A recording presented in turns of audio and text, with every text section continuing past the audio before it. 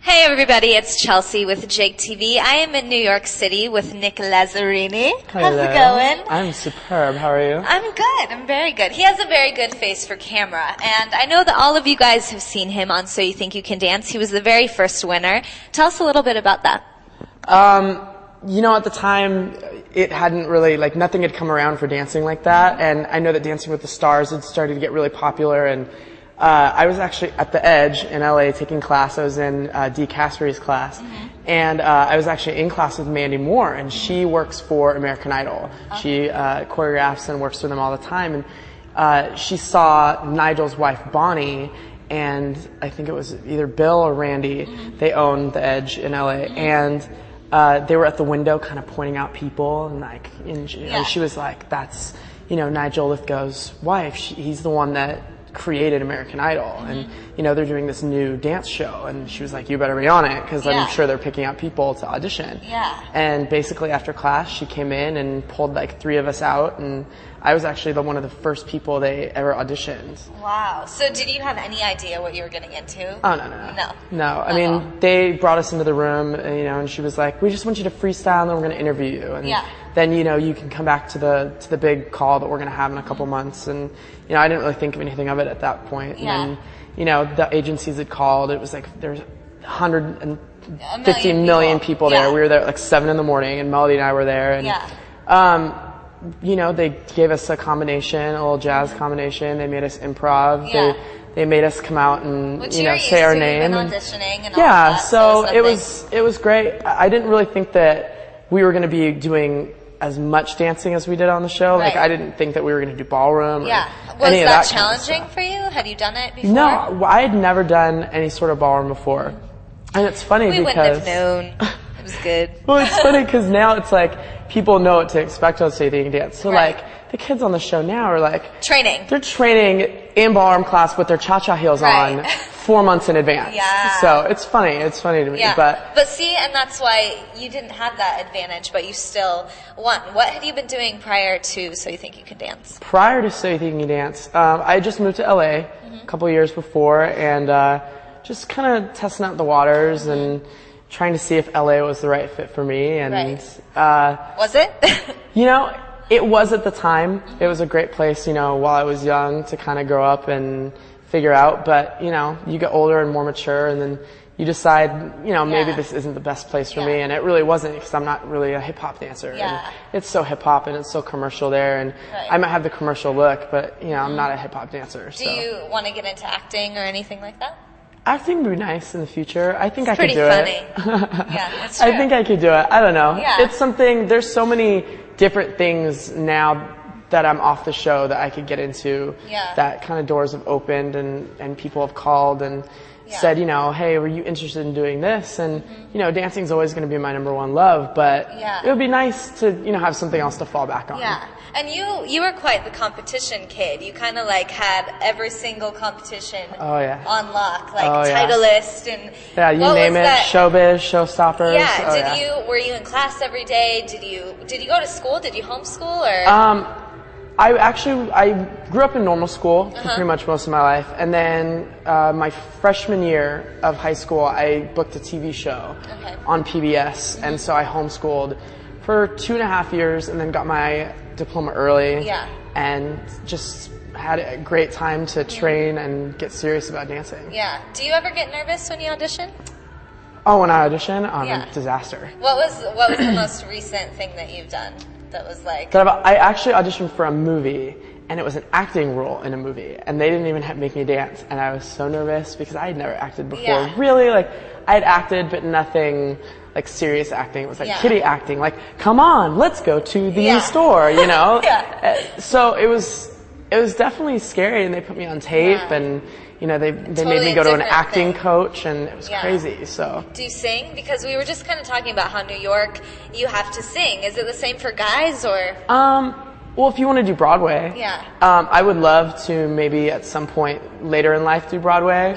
There's just not a show right now that really grabs me and says, hey, I want to be dancing this show 6 days a week, 8 shows a week, you know? I liked some change in my life, so. But you did do Evolution. You were in the company, Mark Meisner's company.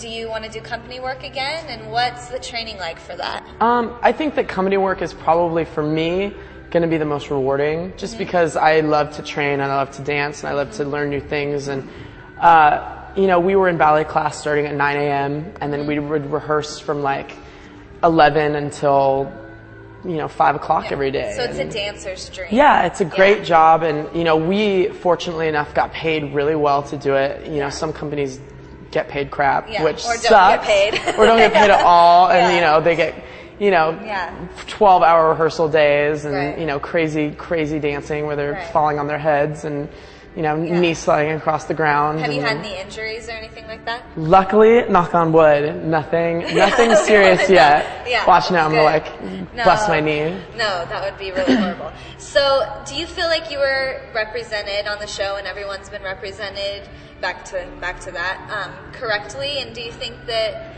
it's been successful? Yeah, seasons? I think our season was definitely the most pure dance season. I think that the second and the third seasons got, they got some amazing dancers, but I think that it wasn't a dance competition per se. I think it was a personality competition, which is great, and it's great for ratings, and it's great for people that don't know dancing. But for the people who really know dancing, they come away feeling a little bit disappointed.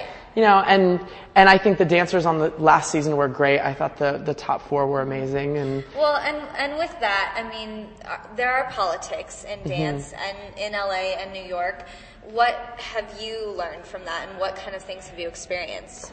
I've learned to surround myself with people that are basically going to always be there for me. I'm not gonna surround myself with those people just to get jobs, just to, I'm just not that type of person, and I'm not a starving artist anymore, and I don't really need to. So it's nice that I can go to, Jason Parsons' class, Tuesdays, and, hang out with him, go shopping afterwards, and, and then hang out at night with Danny, who's back in the city now, Danny Tidwell. So it's just, and I know Travis and Ivan are moving here, which is really exciting.